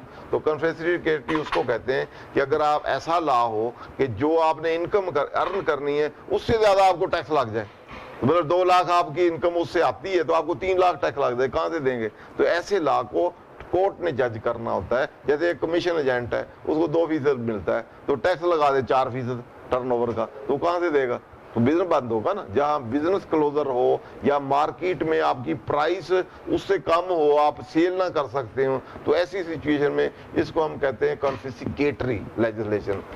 तो कॉन्फिस्केटरी लेजिस्लेशन जो भी होगी उसको स्ट्राइक डाउन कर सकते हैं। इसी तरह कुछ लेजिस्लेशन जो होती है जिसमें लॉ तो बनाओ, मशीनरी प्रोवाइडेड ना हो, जिसने उसकी सिक्योर करनी है या करना है, तो उसको स्ट्राइक डाउन किया जाता है। इसी तरह आपकी डिस्क्रिमिनेटरी लॉ हो कि एक सेगमेंट को फायदा पहुंचाया जाए, दूसरों को नुकसान पहुंचाया जाए, तो उस सिचुएशन में डिस्क्रिमिनेटरी लॉ जो है वो भी स्ट्राइक डाउन किए जाते हैं। इस तरह कलरेबल लेजिस्लेशन होती है, on the face of it नजर आए कि इसकी पावर है, एक्चुअल पावर ना हो, तो कलरेबल लेजिस्लेशन जो है वो भी इसी तरह स्ट्राइक डाउन की जाती है। इस तरह कोई एक्सप्लॉयटेशन वाली कोई लेजिस्लेशन हो तो उसको भी स्ट्राइक डाउन किया जा सकता है। इस तरह फंडामेंटल राइट है लाइफ को जीने रहने सहने के लिए या इकोनॉमिक पॉइंट ऑफ व्यू से वो आपके लिए डेंजरस हो, तो उस तरह ये कोर्ट की डोमेन होती है। कोर्ट जो है हाई कोर्ट के पास 199 की जो डिक्शन है वो उसको हर लेजिस्लेशन को या मेलाफाइडी कोई हो या उसमें अनजस्ट हो, इनकन्वीनियंस हो, बहुत से पैरामीटर्स हैं। तो कुछ पैरामीटर्स जो ऐसे हैं सबऑर्डिनेट लेजिस्लेशन के लिए हैं जो इनकंसिस्टेंसी ऊपर वाले लॉ के साथ हों, तो उस पर स्ट्राइक डाउन हो सकते हैं। अनरीजनेबल वो उसके भी डिफरेंट टेस्ट हैं। ये कोर्ट वो अप्लाई कर सकता है कि किस सिचुएशन में किस लॉ को टू व्हाट एक्सटेंट उसने स्ट्राइक डाउन करना है। एक रीडिंग डाउन रूल भी है। अगर कोर्ट चाहे कि इसको मैंने फुली स्ट्राइक डाउन नहीं करना तो रीडिंग डाउन का रूल है। रीडिंग डाउन से मुराद ये होती है कि जहां वो फंडामेंटल राइट की खिलाफ वर्जी है, कंपिटेंसी नहीं है, तो वो उसको बोल्ड कर सकता है, मोल्ड करके तो उसको रिकंसाइल कर सकता है। कोई लॉ आए तो उसमें कहे ये इसमें सेक्शन है, ये सब सेक्शन है, ये इनकंसिस्टेंट है, तो उसको कोर्ट मोल्ड करके उसको रीफ्रेम कर सकता है, तो उसको कहते हैं रीडिंग डाउन। वो फिर इनकंसिस्टेंसी से कंसिस्टेंसी में उसको कन्वर्ट कर देता है। जो चीज अल्ट्रा वाइज या अदरवाइज हो रहा उसको वो इस रूल को भी बाज दफा कोर्ट अडॉप्ट कर लेते हैं। ये कोर्ट की मर्जी। अगर जब वंस कोर्ट ने कोई स्ट्राइक डाउन कर दिया है तो आप उसके खिलाफ फिर सुप्रीम कोर्ट में जा सकते हैं। सुप्रीम कोर्ट फिर उसकी फाइनल है होगी, जैसे मैंने पहले बाइंडिंग कहा, फिर आपने रिव्यू की पावर है वो आप करा सकते हैं। ठीक है, सीपीसी की वो जजमेंट आपके नजरों से गुजरी? मेरी नजरों से नहीं गुजरी, मैंने भी नहीं पढ़ी, मैंने भी ऐसी वो बात ये है कि वो सही है या गलत है। सुन लेना, देखे ना, वो गलत है या सही है। जजमेंट जब दे वो गलत भी हो सकती, सही भी हो सकती, तो उसकी आगे है ना अपील सुप्रीम कोर्ट में। जरा सुप्रीम कोर्ट भी अपहेल्ड कर देगा तो फाइनल हो जाएगी। अगर वो कहेगा नहीं सही, मेरी और आपकी बात तो नहीं मानी जानी। अगर हम तो ये कह सकते हैं कि ये गलत है या सही है, तो अब तो ओपिनियन शेयरिंग कर सकते हैं ना। बहुत से फैसले हैं जो हमें अच्छे नहीं लगते लेकिन हुए होते हैं, फाइनल तक हुए होते हैं। बहुत से हमें अच्छे लगते हैं, रिवर्स हुए होते हैं। ठीक है ना, वो हमारा एक सोशल या हमारी इंटरप्रिटेशन या हमारी ओपिनियन है। हमें तो फॉलो करना है कि कॉन्स्टिट्यूशन में कोर्ट की बाइंडिंग कहाँ है, वो मैंने पहले इंटरप्रेट की है। तो हमें we have to go by the judgments जो हैं। इसमें स्टेट डिसेस होता है, गो विद द डिसीजन, तो डिसीजन जो होगा उसके मुताबिक चलो। अच्छा, दूसरा सवाल है वो थोड़ा जनरल नॉलेज का है कि लेजिस्लेचर क्या क्वालिफिकेशन है बाकी दुनिया में? एडवांस कंट्रीज में लेजिस्लेचर की कोई क्वालिफिकेशन होती हुई है? क्योंकि जब पाकिस्तान में तो सिर्फ वो 45 ईयर्स का हो और उसका बस यही है। बेसिकली दुनिया में भी जहाँ देखें ना तो वहाँ हमारे मुल्क में पार्लियामेंट सॉवरन नहीं है। यहाँ तो क्योंकि वो उन पे लिमिटेशन बाइंडिंग है। कुरान पाक अंगेज कोई नहीं ला बना सकते ना। वो आज कहें जी ये आप ये ना माने, इसको ना माने, तो ये ला नहीं बना सकते ना। वहाँ तो वो किसी को कुछ भी डिक्लेयर कर सकते, जो जिन चीज़ों को हम गुनाह समझते हैं उसको भी वो डिक्लेयर कर सकते हैं। गे वाला या हिमोसेक्स ये वो कर सकते हैं, वो किए भी हुए हैं। तो हमारा कॉन्स्टिट्यूशन उसकी इजाज़त तो नहीं देता, तो वहाँ पार्लियामेंट सॉवरन होती है। अच्छा, हमारे मसाइल क्या है, हमारे मसाइल के क्या क्वालिफिकेशन होनी चाहिए? बेसिकली पार्लियामेंट है क्या? पार्लियामेंट इलेक्टेड लोग हैं। वो किसने इलेक्ट किए हैं? हमने इलेक्ट किए हैं। हम ना करें इलेक्ट, तो इलेक्टेड लोगों ही पार्लियामेंट है। और पब्लिक ने जिसको इलेक्ट किया है, ये पार्लियामेंट का यही है ना डेमोक्रेसी का रूल, कि जिनको आपने इलेक्ट किया है उनको भेजा है, उन्होंने लेजिस्लेशन बनानी है। तो आप अपने कॉन्स्टिट्यूशन में उनकी क्वालिफिकेशन जो मर्जी आप रख ले, या जो रखी है उसके मुताबिक ही होगा ना। और कई डिस्क्वालीफाई भी हो जाते हैं, तो जो उसको पैरामीटर को पूरा करेगा आप ना उसको इलेक्ट करें। जब आप इलेक्ट करके भेजेंगे तो आपके नुमाइंदे हैं, आपने कहा है आप जाएं हमारे लिए लॉ बनाएं, हमारे कंडक्ट को रेगुलेट करें। जब हम पब्लिक बनाएगी तो वो फिर लॉ बनाएंगे, वो मार्केट में बाइंडिंग होंगे। किसी कंट्री में मतलब अच्छा दूसरी है नहीं कंट्री ने लेजिस्लेटिव एजुकेशन सुन, अगली बात सुने, क्योंकि हम है मिक्सचर, ठीक है, मिक्सचर में हमारी लैंग्वेज कुछ और है, लेजिस्लेशन को है, उर्दू में तो कोई भी नहीं आता बिल, तो वो उसमें क्या वर्ड होते हैं, हमारा एक्चुअली कौन लॉ बनाता है, वो ब्यूरोक्रेसी बनाती है, उनकी प्रपोजल ओरिजिनेट होती है गवर्नमेंट में, वहाँ जो सेक्रेटरी होते हैं या चीफ सेक्रेटरी या सेक्रेटरी या वो होते हैं, वो सारी प्रपोजल हर डिपार्टमेंट अपनी अपनी देता है, फिर हर डिपार्टमेंट उधर जाती हैं रूल ऑफ बिजनेस के तहत, वो देखते हैं FBR, हमारे फिजिकल FBR रिकमेंडेशन भेजता है, हमारे जो दूसरे स्टेक होल्डर हैं उनकी रिकमेंडेशन कोई लेता ही नहीं है, वो अपने टारगेट रेवेन्यू, क्योंकि अंडर डेवलप्ड कंट्री है, हमारी नीड होती हैं, बाहर के भी प्रेशर होते हैं, हमारे लॉ उसके मुताबिक अपनी नीड के मुताबिक जाते हैं, और पार्लियामेंट जो वहाँ लोग बैठे होते हैं उनको भी यही बताया जाता है, अगर नहीं बनाएंगे मुल्क इंसॉल्वेंट हो जाएगा, ये हो जाएगा, वो इसी तरह अप्रूव कर देते हैं। लेकिन क्योंकि पार्लियामेंट सॉवरन दुनिया में है तो हमारी तो फिर भी सॉवरन नहीं है, लेकिन लॉ जैसे है, हमारी लैंग्वेज कुछ और है, उनको भी नहीं समझ आती, बल्कि ये नॉट विद स्टैंड वकीलों को नहीं आती, ठीक है, मतलब हाँ क्या मतलब है, हमें नहीं आती, तो वो उधर बैठा जो आया कई गांव से इलेक्ट हो गए, उसको क्या पता नॉट विद स्टैंड क्या है, प्रोविजो क्या है, ये क्या है, लिमिटेशन क्या है, उसको तो कोई पता नहीं, ये लैंग्वेज तो उसको पता ही नहीं, उसने पढ़ी ही नहीं है, ठीक है ना, या तो उर्दू में हो कोई उसने पढ़ी हो, या पंजाबी में हो, या कोई चीज हो तो वो समझ ले, वो उसने तो यस यस करना है, ठीक है, उसे क्वालिफिकेशन कितनी हो, सपोज मास्टर डिग्री भी हो, तो ये जो हमारा लॉ है इसको समझ लेगा, हमें नहीं आता। अभी मैंने आधा घंटा लगाया तो मैंने कुछ कहा है, आपने कुछ समझा है, आप मैंने कुछ ला समझा, आपने टेम्पररी समझ लिया है, तो मकसद ये है कि वो जो है वो या तो ओवरहालिंग कंट्री की चाहिए कि हमारी लेजिस्लेशन चीज़ें सिंप्लीफाई हों, जो हमारी नेशनल लैंग्वेज है उसमें हो, और जो पार्लियामेंट बनाने वाले हैं वो उसको समझ लें। यहाँ इसको तो जो हमारा बिल आया हमें नहीं समझ आती, 10 दिन से हम डिस्कस कर रहे हैं, तो वो क्या डिस्कस करेंगे, वो क्या समझेंगे। कुछ लोग हैं उसमें भी पढ़े लिखे हैं लोग, जैसे अच्छे अच्छे वकील हैं वहाँ, सेनेटर अच्छे अच्छे हैं, प्रपोजल लाने वाले अच्छे हैं, लेकिन क्योंकि सारे स्टेक होल्डर को नहीं दिया जाता तो इसलिए लेजिस्लेशन जो बनती है तो खिलाफ टैक्स पेयर जो है उतना उससे बेनिफिशियल नहीं होता, एज ए वो रेवेन्यू मेजर होती है, इकोनॉमिक मेजर नहीं होती। तो वो हमारे मुल्क के भी ऐसे हालात हैं, कुछ नीड ऐसी हैं, बाहर के प्रेशर्स हैं, लोन है, अदरवाइज नीड है डिफरेंट डिपार्टमेंट की, तो इस तरह फिर वो उसके मुताबिक फिर बैलेंस अप्रोच। इस दफ़ा जो लास्ट टाइम हमने डिस्कस किया था कुछ बड़े अच्छे भी आए हैं उसमें प्रपोजल, जैसे SME हमने डिस्कस किया था, तो इस तरह बहुत अच्छा उसमें नई स्कीम आई है, बड़े सालों से नहीं आ रही थी, उसमें अब जो सेमी इंडस्ट्री है, कॉटेज इंडस्ट्री है, वो प्रमोट होगी, एम्प्लॉयमेंट होगी, इन्फ्लेशन कम होगी, लोग जो है सारे ला तो इकट्ठे कर छड़े।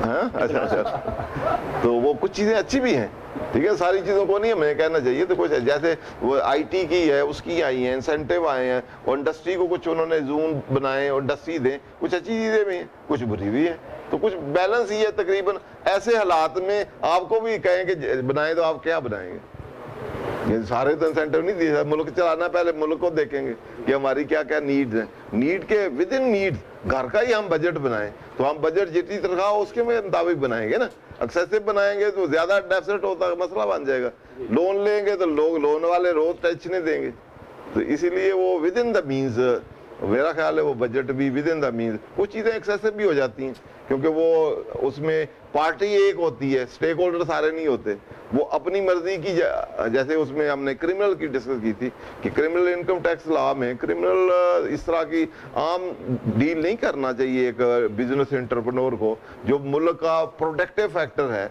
मुल्क की सारी इकोनॉमी की चलाता है, हमारी दूसरों की सारी तनख्वाहें देता है, एम्प्लॉयमेंट करता है, गुड्स GDP में कंट्रीब्यूशन करता है, उसको हम सजाएं देना शुरू करेंगे तो वो सारी इन्वेस्टमेंट ले जाएगा कहीं और, यहाँ नहीं इन्वेस्ट करेगा और ना ही कोई बाहर से आएगा। तो इसलिए ऐसे ही लेजिस्लेशन होनी चाहिए, बैलेंस होनी अप्रोच होनी चाहिए कि अगर ऐसी लेजिस्लेशन लानी है तो जो अपोनेंट है, जो उसको एडजुडिकेट करने वाले हैं, उन पे भी फिर सजा हो, किसी ने गलत किया हो तो उसको भी बराबर की सजा मिले, बैलेंस लेजिस्लेशन हो तो फिर ठीक क्लियर। सर आपने किसी और उसको सवाल कर ले, तो आपने अपनी लेक्चर में बताया कि अगर एक ही मौजू के ऊपर फेडरल का लॉ भी हो और उसी पे प्रोविंस का लॉ भी हो तो फेडरल का लॉ जो है वो प्रीवेल करेगा। और बेशक प्रोविंस का लाभ पहले आया हो या बाद में आया हो, तो वो फेडरल लॉ ही प्रीवेल करेगा। और टू दैट एक्सटेंट जितनी इनकंसिस्टेंसी है या रिपग्नेंसी है वो वाइड सफर होगा, या उसको वो जगह देगा ऑपरेट करने की, वो इनऑपरेटिव हो जाएगा टू दैट एक्सटेंट। ये 143 ए आर्टिकल है ऑफ द कॉन्स्टिट्यूशन। सर इसी रूल के तहत जो टॉल मैन्युफैक्चरिंग का झगड़ा है सूबे का और वफाक का, रेस्टोरेंट बेकरीज का झगड़ा है सूबे का वफाक और वर्कर्स वेलफेयर फंड का झगड़ा है, स्टिल इस पर रोशनी डालें कि फिर क्या हमें वफाक को ही फॉलो करना चाहिए या ये उन लिस्ट को फॉल करते हैं कि जो जिन पर लेजिस्लेशन सब कर ही सुबह से। बेसिकली ये इंटर प्रोविंसेस मैटर है। इंटर प्रोविंसेस मैटर में ऐसे है कि ये प्रोविंस को और लेजिस्लेटर को, दोनों को, फेडरल गवर्नमेंट को और प्रोविंशियल गवर्नमेंट को आपस में रिजॉल्व करने चाहिए। उसमें बहुत सारे इशू हैं, जैसे सर्विसेज है, फेडरल एक्साइज है, बहुत से टॉपिक सर्विसेज के अभी भी फेडरेशन के पास हैं। जैसे एक्साइज ड्यूटी में बहुत सारे बैंकिंग सर्विसेज ये वो उधर हैं। तो ये हमने अक्सर ही डिफरेंट जगह पे स्पीचेस में भी, अदरवाइज PRA में भी ये कहा है कि इसको आप अकॉर्डिंगली जो 18 अमेंडमेंट के बाद सर्विसेज जो सब्जेक्ट मैटर है वो आ गया है इसका प्रोविंस का, तो प्रोविंस को दें। लेकिन साथ ही जब 18 अमेंडमेंट आई है तो उसमें साथ 270 एक एंट्री है कॉन्स्टिट्यूशन की सेक्शन, उसके तहत जो ऑलरेडी लॉ है अनलेस नए नहीं आएंगे, रिपील लेंगे तो वो उसी तरह ऑपरेट होते रहेंगे, उसको वहाँ प्रोटेक्शन दी है। जब नया आ जाएगा तो वो ऑटोमेटिकली पुराने वाला वो हो जाएगा, रिपील हो जाएगा। अब जहाँ तक है कि टॉल मैन्युफैक्चरिंग सर्विस या रेस्टोरेंट की, तो रेस्टोरेंट में इनमें कुछ एम्बिगुइटीज होती हैं कि अब एक जजमेंट है 2017 PTD 1, उसमें इस मैटर को जो है ये रेस्टोरेंट वाला इसको रिजॉल्व किया है। उन्होंने बल्कि एक क्वेश्चन, डिफरेंट क्वेश्चन रेज किए।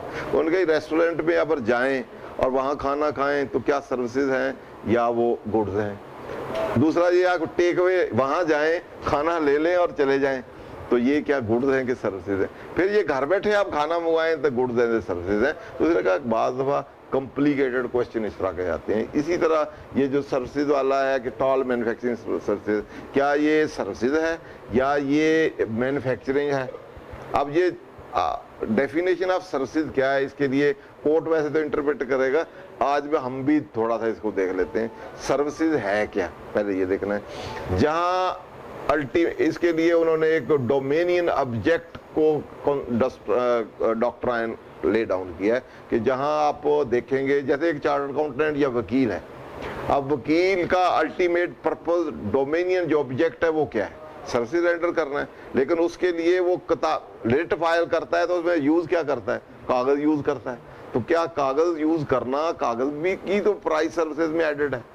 तो आप वो हम कहें जी ये कागज जो आपने यूज किया है ये तो सेल ऑफ ये पेपर है, तो टू सर्विसेज में इतना पोर्शन तो आप दें, सेल टैक्स ऑन गुड्स, और बाकी आप सर्विसेज दें। ऐसे नहीं है, वहाँ आपका ऑब्जेक्ट देखा जाएगा कि अल्टीमेटली जहाँ गुड्स यूज होंगी, अल्टीमेटली रेंडरिंग ऑफ सर्विसेज, तो वो सर्विसेज समझी जाएगी। इस तरह जहाँ सर्विसेज यूज होंगी in rendering supply of goods, तो वो गुड्स होंगे, तो वो उसमें जाएगी। इंडिया में दोनों चीजें, सर्विसेज और गुड्स जो हैं, दोनों ही फेडरेशन का सब्जेक्ट है या नीचे का, दोनों एक का ही होनी चाहिए, क्योंकि इसमें ब्रीक लाइंस है, तो इसलिए इसमें डिफरेंशिएट करना मुश्किल है। तो पहले टॉल मैन्युफैक्चरिंग उन्होंने भी अपनी एंट्री डाली है, तो अब सुप्रीम कोर्ट ने होल्ड कर दिया है कि ये तो मैन्युफैक्चरिंग है, क्योंकि इसमें तो आप टॉल में तो आप मैन्युफैक्चर कर रहे हैं, तो मैन्युफैक्चरिंग में गुड्स बनती हैं, तो गुड्स में ये सर्विसेज यूज हुई हैं, तो इसीलिए ये इसका है। तो अब ये इस मैटर को, जितने भी इस तरह के सर्विसेज के मैटर हैं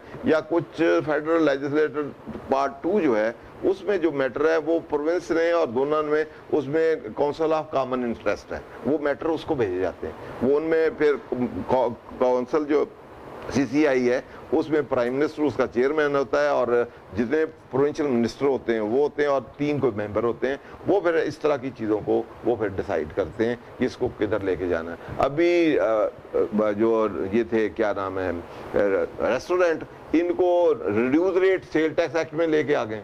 पहले आज तक सारा ही एक्साइज ड्यूटी और सर्विसेज में था, तो अभी 8th शेड्यूल में उनमें को रेट लगाया, तो इसलिए हाँ 7.5 लगा दिया, तो अब वो गुड्स बना दी सारी, ठीक है।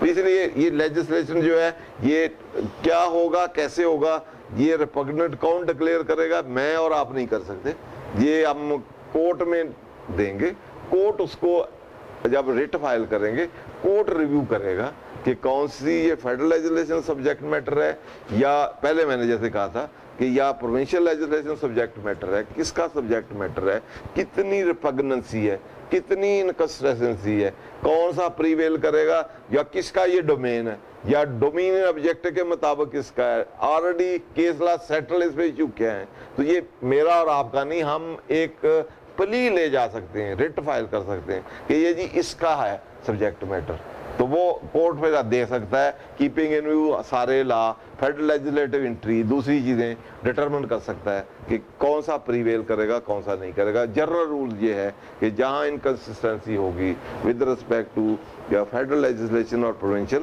तो फेडरल लेजिस्लेशन विल प्रीवेल और द प्रोविंशियल लेजिस्लेशन। ये रेस्टोरेंट्स के इशू अभी रिजॉल्व नहीं हुआ कि ये फेडरेशन ने इस पर टैक्स लेना है, या उन्होंने रिजॉल्व तो कर दिया पिछले साल, उन्होंने सेल टैक्स एक्ट 1990 में ले आए। अच्छा, जो 18 हाँ उधर से निकल गया, उधर ले आए ना, सुप्रीम कोर्ट ने जजमेंट उधर डाल दिया, ठीक है।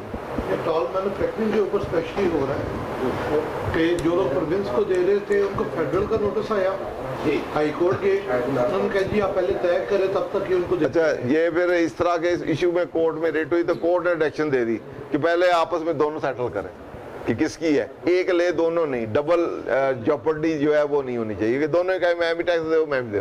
तो इसलिए उन्होंने कहा प्रोविंस और ये PRA और FBR आपस में पहले डिटरमिन करे कि किसने लेना है और एक ले, अगर किसी ने एक में दिया दूसरा नहीं ले सकता, उसमें दिया वो नहीं ले सकता। कोर्ट ने ये जनरल एक दे दिया कि टैक्स क्योंकि दोनों में डिफरेंट भी है, और इसके अलावा और भी बहुत से मैटर हैं, इंटर प्रोविंशियल मैटर हैं।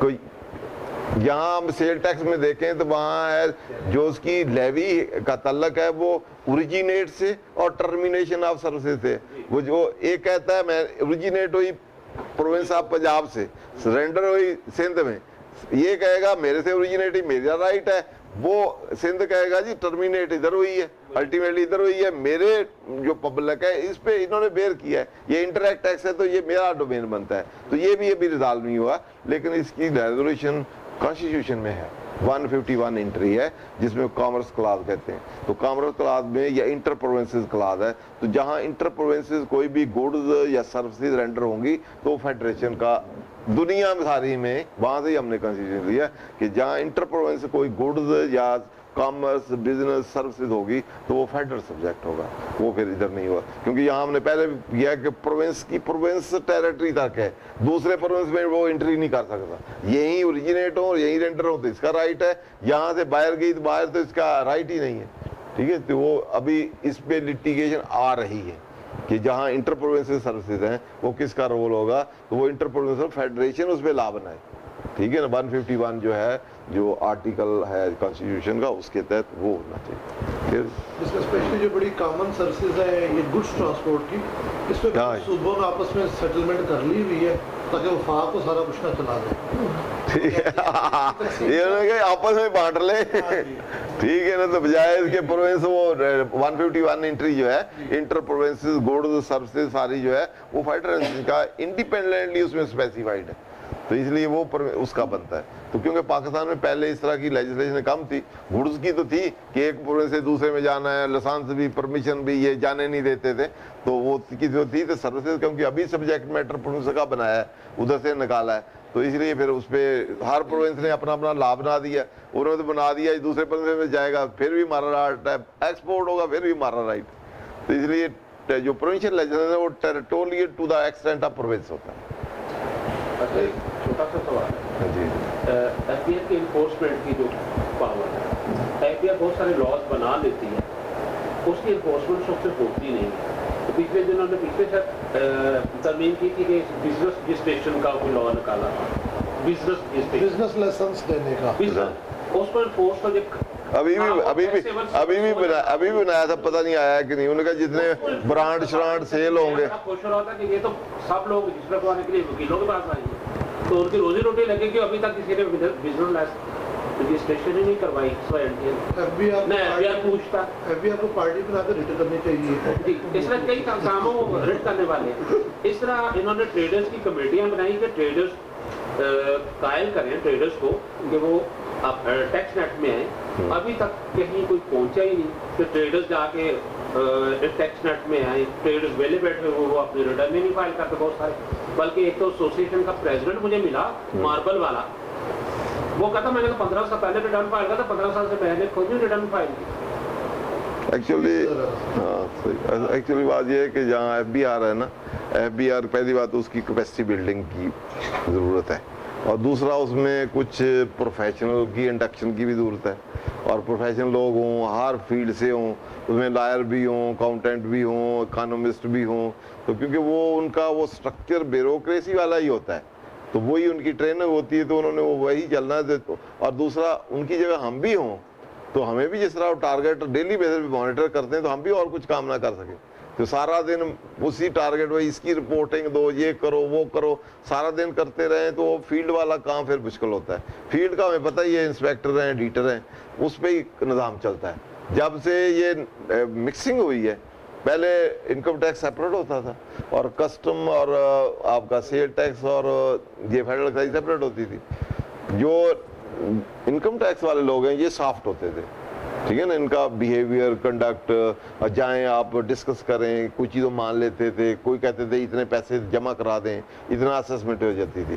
तो वो जो कस्टम वाले या सेल टैक्स वाले या फेडरल एक्साइज वाले, वो थोड़े से वैसे भी अपने आप को सुपीरियर समझते थे, वो बंदे को तो कुछ भी नहीं समझते, क्योंकि उनका स्मगलिंग या उन लोगों से वास्ता होता था, उनके लिए पकड़ दकड़ करना, अरेस्ट करना, सजा देना एक नॉर्मल रूटीन थी।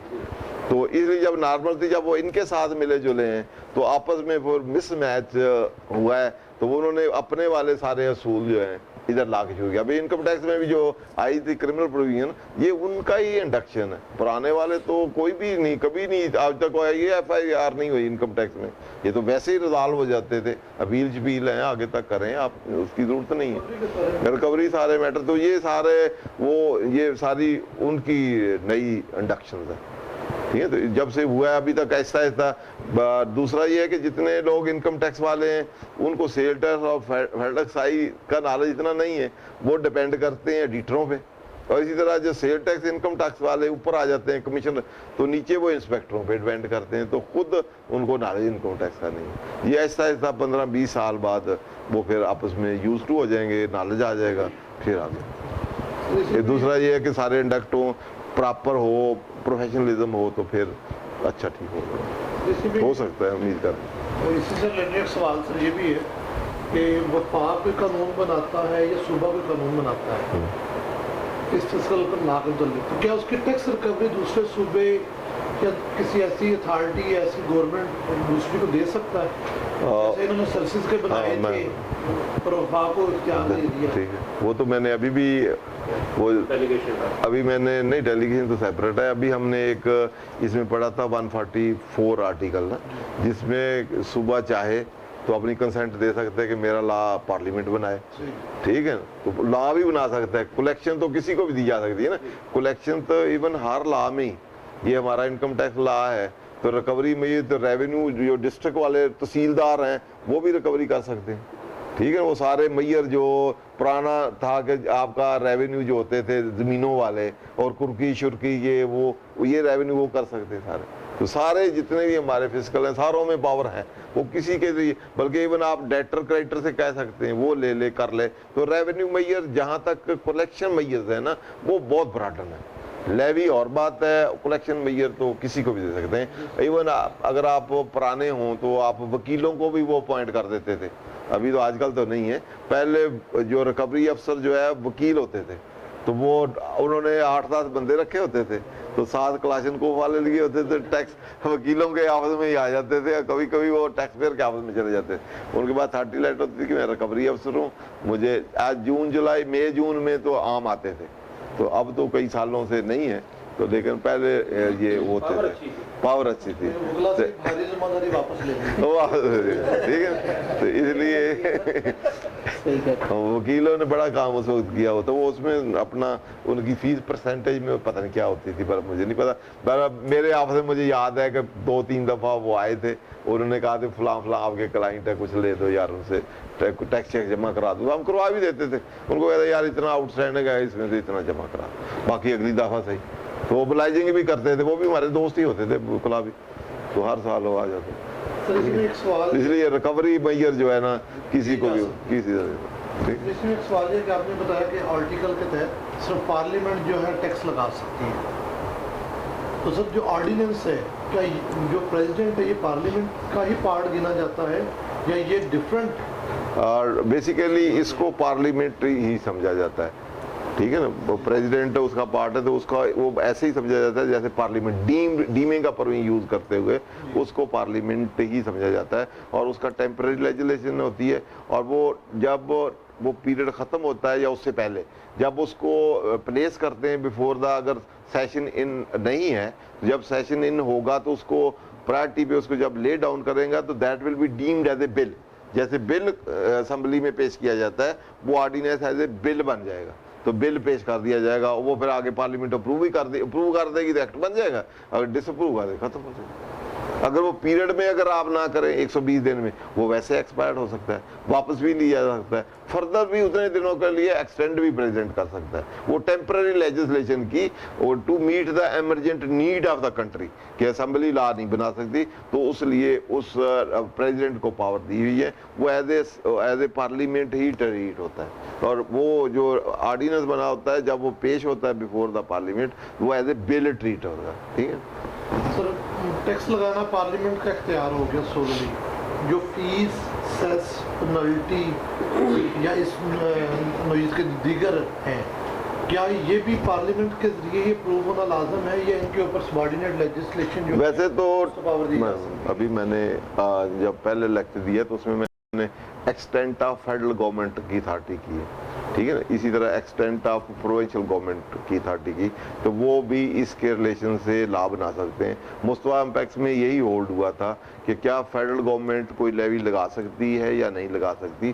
तो कुछ एक अकबाल झगड़ा केस में कुछ काफ़ी हद तक इंट्री नंबर जो है आर्टिकल 77 को उन्होंने थ्रैश आउट किया, बहुत लंबा चढ़ा उसको उन्होंने इंटरप्रेट किया। तो उसमें इंटरप्रेट करते हुए उन्होंने कहा कि एज पर के no law can be made except by or under the authority or parliament, तो टैक्स कैन बी बोथ। तो उसको इंटरप्रेट करते हुए उन्होंने कहा कि जी सिर्फ पार्लियामेंट ही लगा सकती है। तो उन्होंने स्पेशल प्रोसीजर रूल्स का रूल 20 है, जिसमें गैस पे प्रोविंशियल गवर्नमेंट ने वो जो स्पेशल प्रोसीजर है उसके तहत लगाया था, तो उन्होंने स्ट्राइक डाउन कर दिया।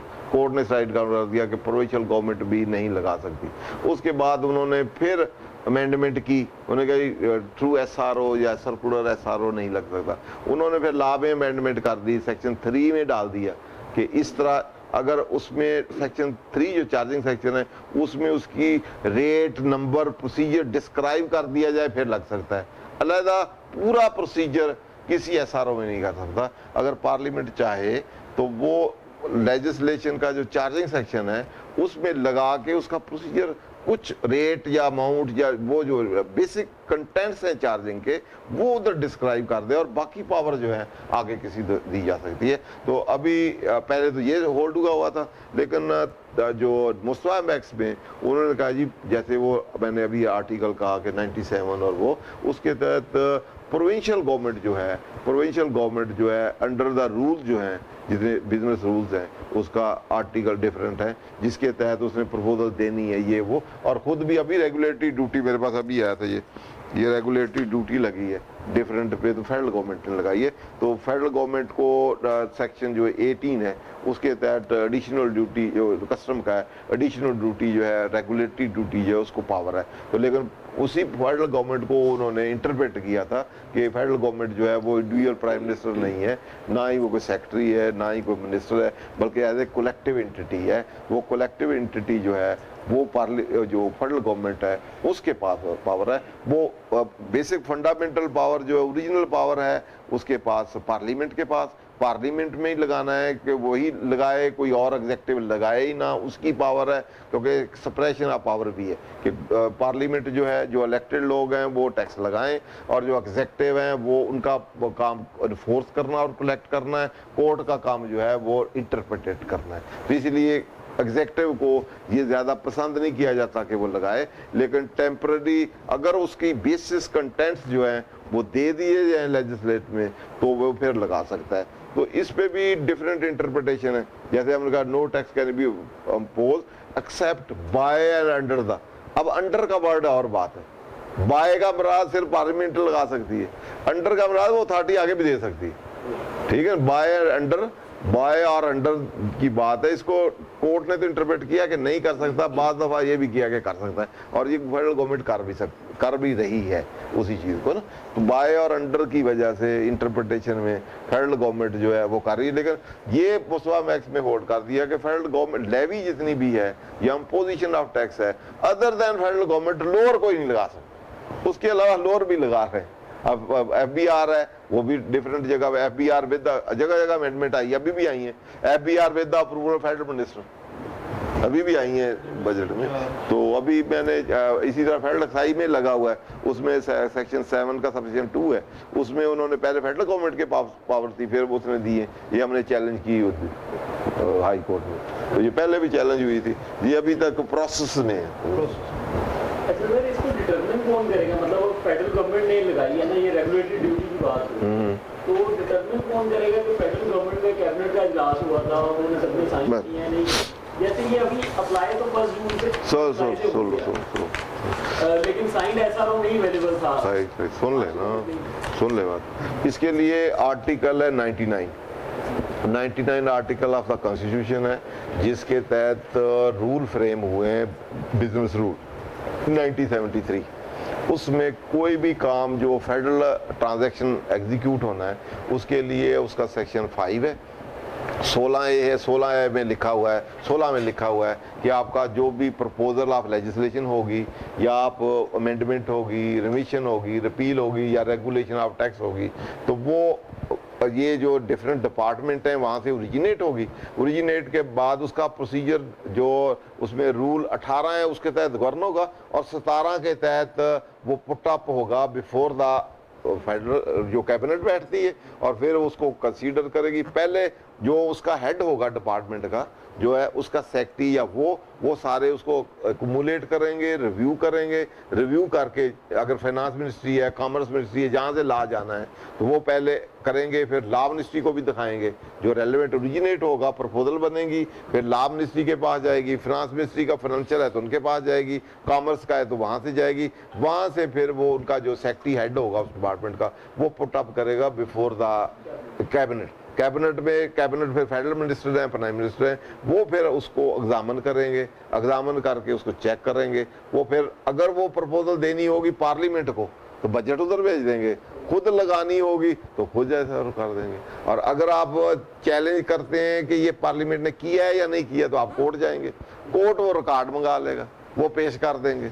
ये प्रोसेस रूल जो है बिजनेस रूल 1973 वो मुसवा मैक्स में होल्ड किया कि वो मैंडेटरी है, उसको जो प्रोसीजर है उसको वो ऐसे ही, क्योंकि वो इसके तहत आपके 99 आर्टिकल के तहत बने, उनकी फोर्स ऐसे ही है जैसे कॉन्स्टिट्यूशन है, तो उसी तरह ही है, तो उनका मैंडेटरी है, उसको जितनी भी फिस्कल लेजिस्लेशन के स्पेसिफिकली उसको फॉलो करना है, उसके मुताबिक वो बनाने, अगर नहीं है तो वार्ड इशू है ना। उनका इंडिविजुअल सेक्रेटरी को बना सकता है, ना मिनिस्टर बना सकता है, ना प्राइम मिनिस्टर करता है, फेडरल गवर्नमेंट उसको अप्रूव करेगी, उसके बाद हाँ जी आज कैबिनेट अप्रूव करेगी, उस पर फिर नोटी होगी, पब्लिकेशन होगी, को जाना है अगर असेंबली में जाना है वहाँ बिल पेश करना है तो वहां से वो प्रोसेस हो जाएगा, यही उन्होंने कर देना है। इसके बाद ये प्रोसेस पूरा, अब इसकी जो रेगुलेटरी ड्यूटी लगी है, इसका आप चाहते हैं कि ये हुआ है अप्रूव कर, नहीं सिर्फ प्रेसिडेंट ने कर दिया या सेक्रेटरी ने कर दिया है, नीचे तो यूजुअली सिग्नेचर जो होते हैं ना, अप्रूवल वहां देती है वो सेक्रेटरी होता है हर डिपार्टमेंट का। जैसे कोई हमारे इंस्टीट्यूट भी हैं, पंजाब बार है तो उसके जो भी लेटर होंगे थ्रू सेक्रेटरी होते हैं, ठीक है ना। अप्रूवल सारी वो जो भी रूल रेगुलेशन है उसके तहत होती हैं। जितनी भी बिजनेस ये एंटिटीज होती हैं, लीगल एंटिटी, ये स्पीक्स थ्रू सेक्रेटरी इनका रिप्रेजेंटेटिव होता है। तो बाकी जो रेजोल्यूशन है ये होती हैं उसके जरिए होती हैं। तो इसी से आप अगर समझते हैं कि ये उस प्रोसेस को फॉलो नहीं किया गया, तो मुस्वाम पैक्स और इसको तो फेडरल गवर्नमेंट ने नहीं किया, तो आप उसका रिकॉर्ड चेक करवा सकते हैं, कोर्ट में आप फाइल करें, वो ला के उधर पेश कर देंगे, आप देख लेंगे, वो डॉक्यूमेंटेशन आप देख सकते हैं। Thank you.